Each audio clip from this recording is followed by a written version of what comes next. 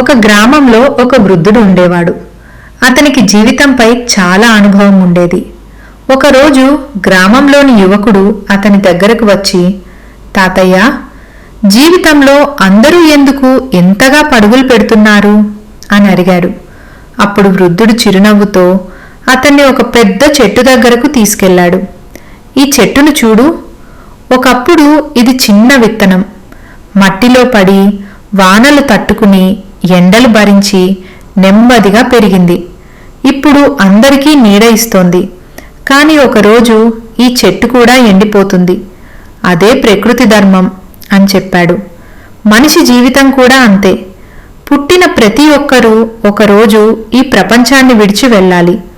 కానీ ఎంతకాలం బతకామనేది కాదు, ఎలా బతకామనేదే ముఖ్యం. మన వల్ల ఎవరికైనా మంచి జరిగిందా?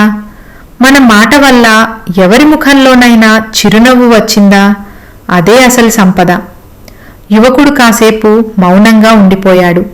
వృద్ధుడు మళ్ళీ అన్నాడు, మరణం అనేది జీవితానికి ముగింపు కావచ్చు, కానీ మనం చేసిన మంచి పనులకు ముగింపు కాదు. మంచి మనసుతో చేసిన పనులు, ప్రేమగా మాట్లాడిన మాటలు, మనం పంచిన సహాయం ఎప్పటికీ జ్ఞాపకాలుగా మిగిలిపోతాయి.